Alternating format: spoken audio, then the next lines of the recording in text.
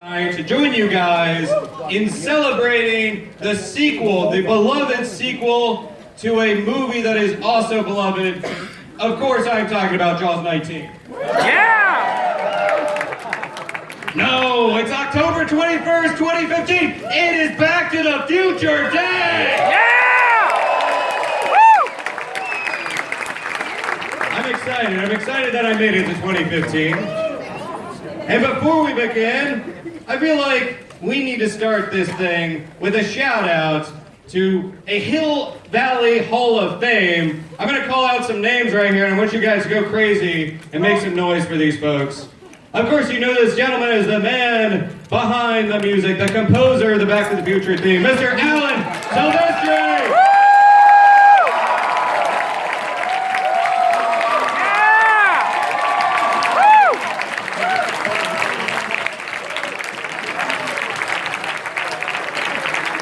And you know her as Jennifer from Back to the Future. Please give it up for Ms. Claudia Lloyd!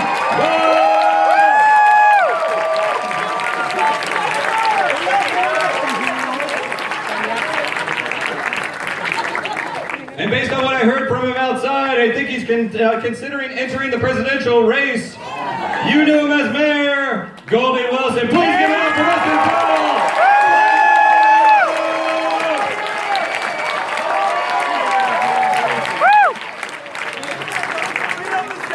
All right, New York, in the way that only you guys can, I want you to make a lot of noise. I want you to give it up for some friends of ours from the past, from the future, from the present, future, future, present, whatever we're referring to that as. Make some noise. He is the gentleman. He is the co-creator, the co-writer, the producer of Back to the Future. Please show your appreciation for Mr. Bob Gale.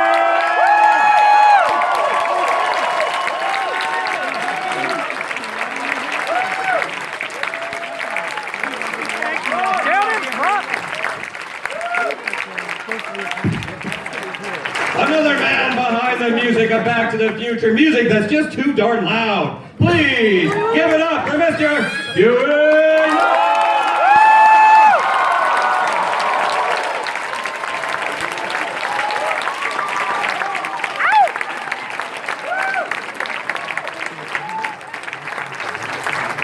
She is the future Mrs. McFly that redefined mommy issues. She portrayed Lorraine Baines McFly. Please give it up for Ms. Lea Thompson!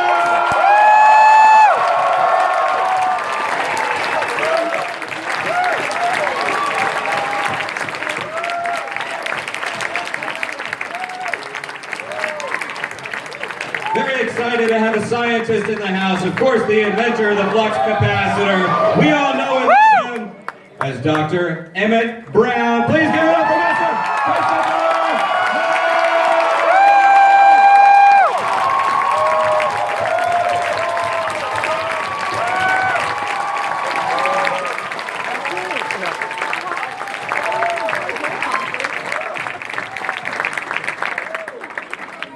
I want you guys to cheer and make enough noise so that they hear you all the way back to 1885. Our hero, you know him as Marty, don't call him Chicken, McFly! Give it up!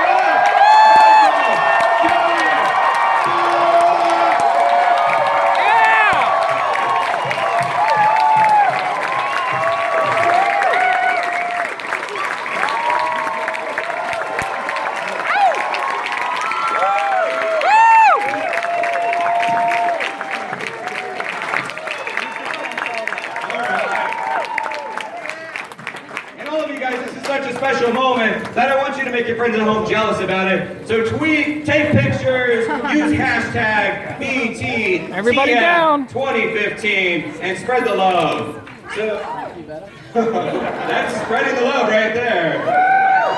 Let me go ahead and dive right in. Michael, I'm going to start with you actually. The Back to the Future, obviously immensely successful, has a legacy, iconic. And yes, the same could be said about Back to the Future too. When did you realize that the sequel itself had such a legacy behind it as well? Well, I don't have it. No, I have this. My hands free. They didn't trust me with the microphone. But Back to the Future 2, I think I kind of felt that when it was making guesses about the future, and a future that we would most likely all live to see, was pretty brave. And so I always kind of had that feeling, because I knew the film would be popular because the first one was so popular, and Bob and Bob did such an amazing job on part 2 and part 3. So I knew that it would resonate with people, and I kind of guessed that they'd be comparing notes in 15 years. Like, we'd be sitting here doing what we're doing now 3 years later. It's so bitching to be part of something. I think bitching is appropriate, yeah. The future will be bitching. Any of you guys want to weigh in on that? Just sort of when you realize that not just part 1, but part 2 also became such a big thing, had a legacy. I mean, certainly we are witnessing it all this year, especially this week, the USA Today cover from the future. You guys all have that in your chairs too, right? You all have a copy of the USA Today cover, I'm hoping. It is out there somewhere.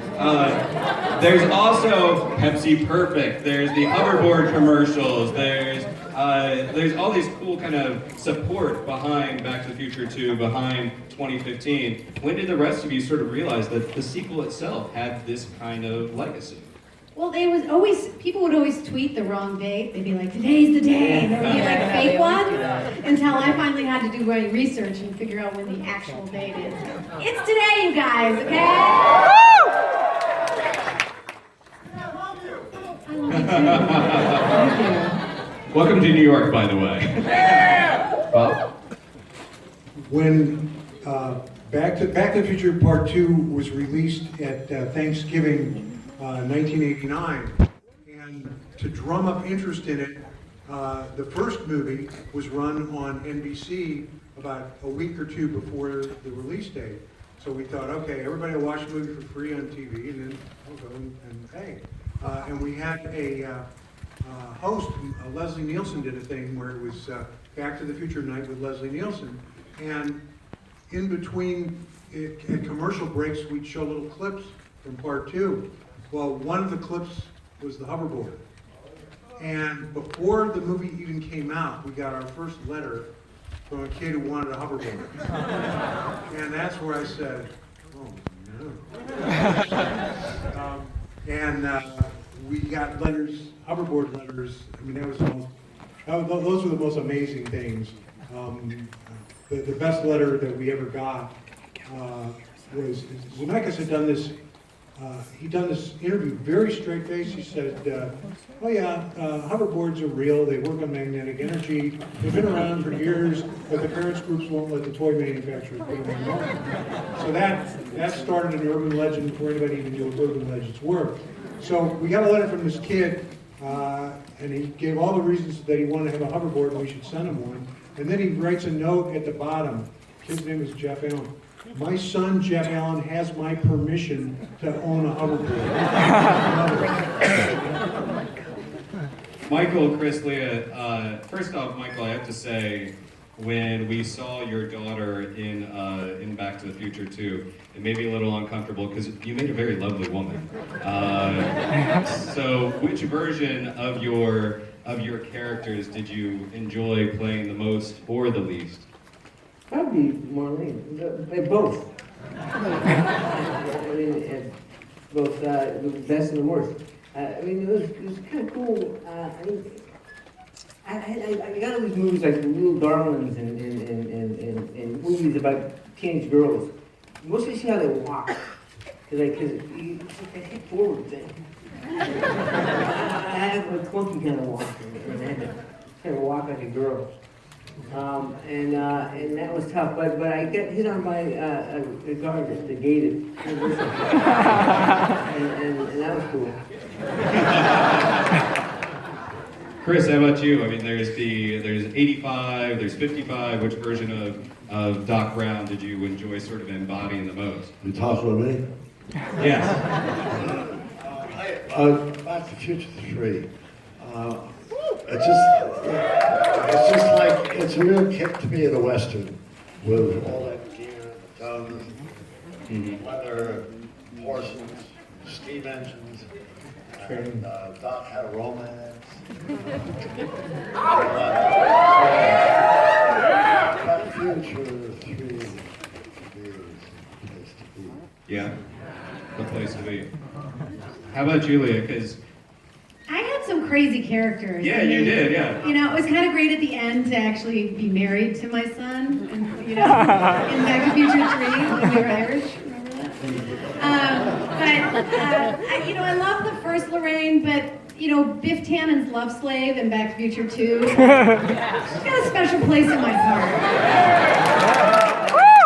I wish I had these things.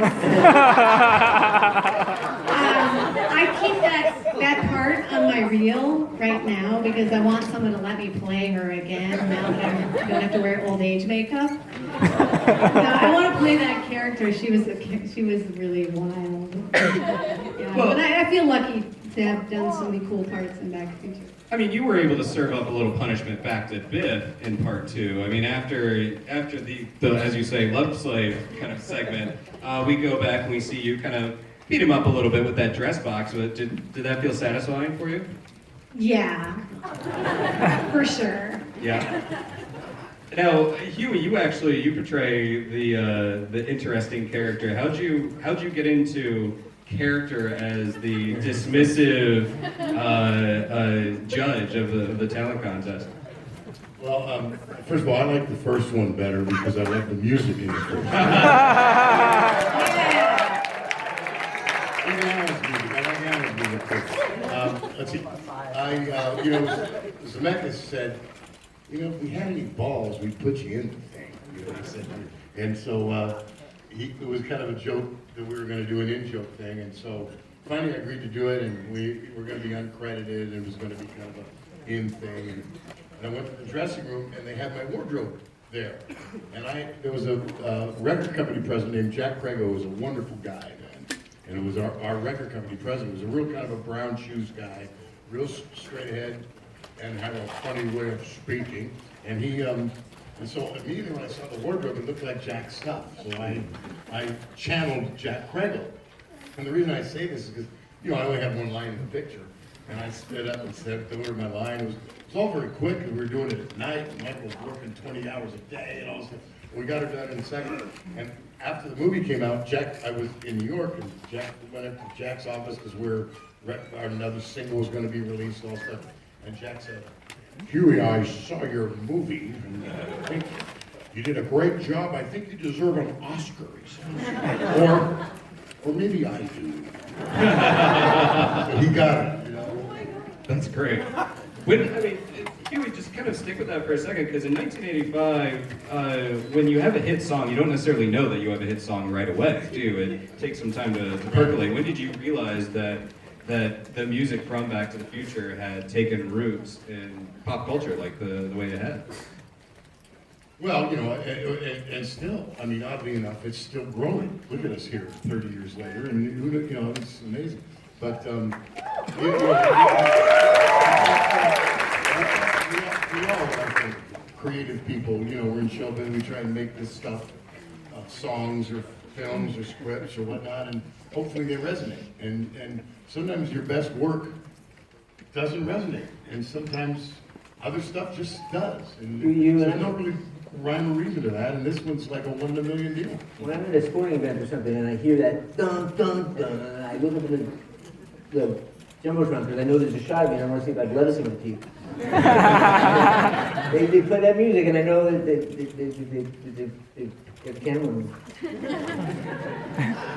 And you actually have the, for fans of vinyl out there, which should be all of you, there is a Back to the Future, Music of Back to the Future, double-sided vinyl that's out today. Actually, you guys should pick up. It's really gorgeous, definitely worth picking up. And yeah, it's out there available for you. Bob, when you were heading into part 2, what were some of the challenges with the timeline that you kind of faced, like with the problems that you had to sort of go in there and fix that were left over from part 1? Well, when Bob Zemeckis and I started to try to crack the narrative nut of part 2, we were faced with a very interesting conundrum, because the message of part one is that your future isn't written, that you can change it. We show that that George McFly rises to the occasion and Marty ends up in a much better world. So we thought to ourselves, wow, I guess we could have Marty turn to Jennifer in the car and say, you know what, Jennifer, we're breaking up. I'm not going to marry you. We won't have any kids.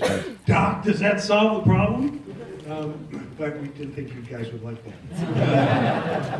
that. So trying to figure that out, trying to create a story where the audience would be interested in these kids that weren't necessarily actually going to turn out that way, that was a challenge.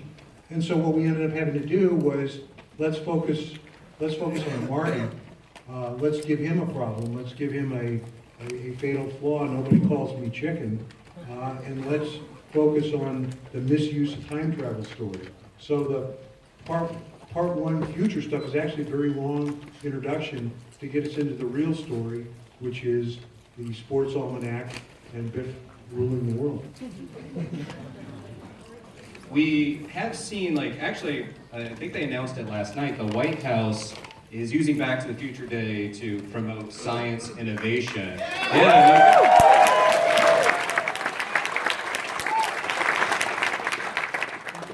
Is that something, I want to hear from all of you on this, is this something that you've actually experienced in your interactions with fans, that part two, that all the films have sort of inspired people to take an interest in science, become scientists, become their own version of Doc Brown, hair included perhaps, I don't know, but is that something you guys have actually experienced with the fans? Yeah, over the last 30 years, I've met a lot of people who've seen the movie, in one way or another. And it's amazing how many have said to me that when they saw the movie when they were adolescent, really young, it solved the problem of a career choice. That they saw the movie and they wanted to be astrophysicists or engineers or doctors. And so many people have ever been profoundly affected by the film at some point and made life choices based on what they came to realize by watching the film. It's amazing. Yeah. Is there anything else that... I've had that experience too, and plus some people said I decided to be a scientist. I decided to go into technology. Some people say I want to be a musician because I want to be like Marty McFly and play Johnny Be Good. Some people have said to me, it made me want to become a writer because the script was written very well. And thankfully, the one thing that no one has ever come up to me and said, you know what, seeing Joey behind those bars, it made me want to be a convict.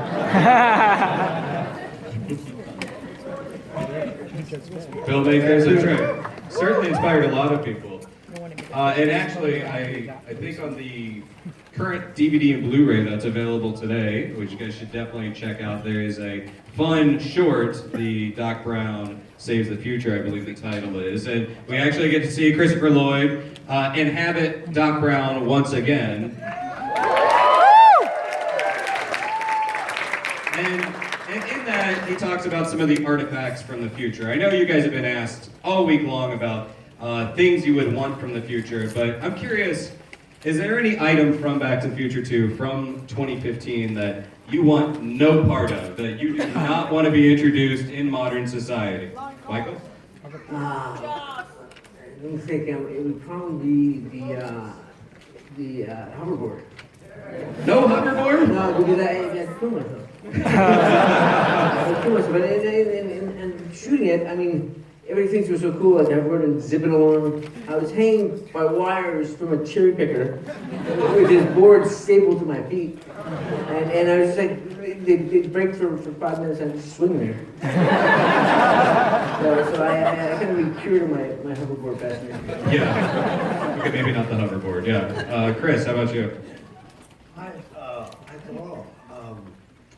I liked a lot of the things. I have a shirt. The only memento I have is a shirt, part of my wardrobe in Back to the Future 3, I think, which I liked that shirt. I liked it. But someone else in my household doesn't want to see me wear it.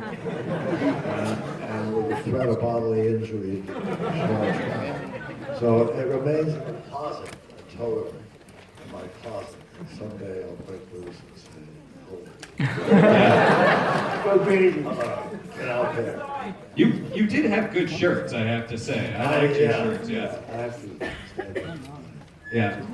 I recently did hoverboard too. Someone made me have fake hoverboard, and I was thinking of how hard it was. It's just so hard. It's like doing crunches. Like the fake hoverboard was really painful, and so I wouldn't want that to happen. But the flying car thing seemed like a disaster, so I didn't ever think that was going to take on. Yeah, I would say the flying car thing is maybe something to avoid. Yeah. Especially if you're driving in Jersey. Yeah. Sorry. Huey, how about you? Anything from the 2015 of the film that you would want no part of, you don't want to be introduced in modern society? Smartphones. I think we ought to get rid of them all. The world will be a better place. We have a communication problem in this country. We can't stop. Everybody put the phones up. Bob, how about you? I'm really glad that we don't have fax machines in our bathroom. Yeah, I'd say that's a pretty good thing. And we're running out of time, but just down the line, any predictions? I mean, we've gone these 30-year spans. Any predictions for 2045 that you either want, that you're afraid of, anything like that? I imagine we're all going to be here in 45. Another Q&A, yeah. The Cubs will win the World Series in 2045.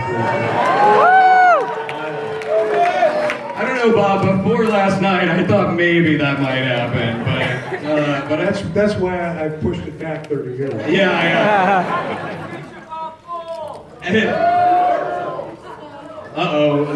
The ranks are calling for it. I don't know if that's going to happen, but I am curious, just like, before we wrap up, the enduring appeal of this, I mean, it's a big question, and it's not going away. Back to the Future is not going away. We will show up in 30 years for this as well. So why is this appealing to generations? Why is this film going to stick around, all three of them, in fact? Is it because Marty is sort of a flawed, believable teenager? Is it because of the science and the gadgets, the adventure? Why does this franchise stick around? I think it's about the connections of people, relationships, Doc and Marty and George and Lorraine, and it's about connections across generations and it's about people. For all being a big special effects movie or fantasy, it's really about people and about power of love.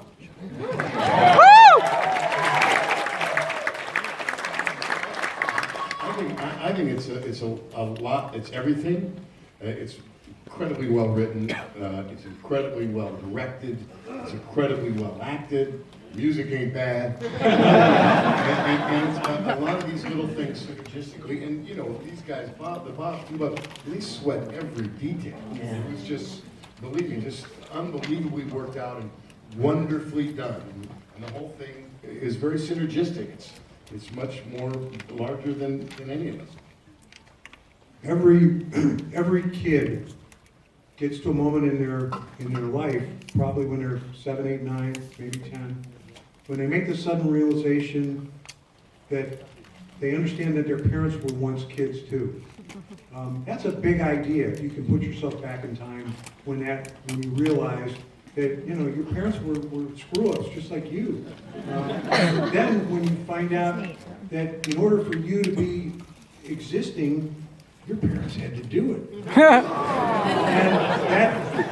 that transcends all cultures, all time periods, and that's what Back to the Future is about. It's about seeing what your family was like, seeing what your parents were like when they were children, and seeing that they messed up and they struggled, and everybody can identify with that.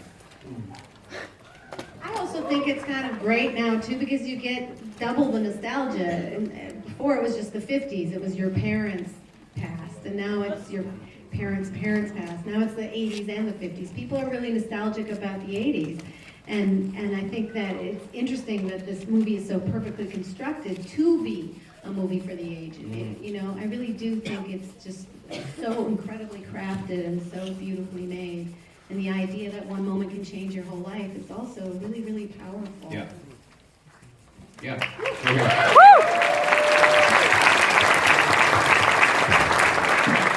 Chris, did you have any final thoughts on that? Well, let's see. I think, you know, like, time travel is universal fantasy that everybody has. If we could go to the past for some reason or the future for some reason, these three films present time travel in such a deliciously entertaining way that you just can't get away from it. Along with all the other aspects of the dimension time travel, just maybe we'll have that in 45. And he's the man to make it happen, let's face it. So, on that note, we're not getting away from time travel because you guys are going to actually watch Back to the Future Part 2. And also remember, new DVD and Blu-ray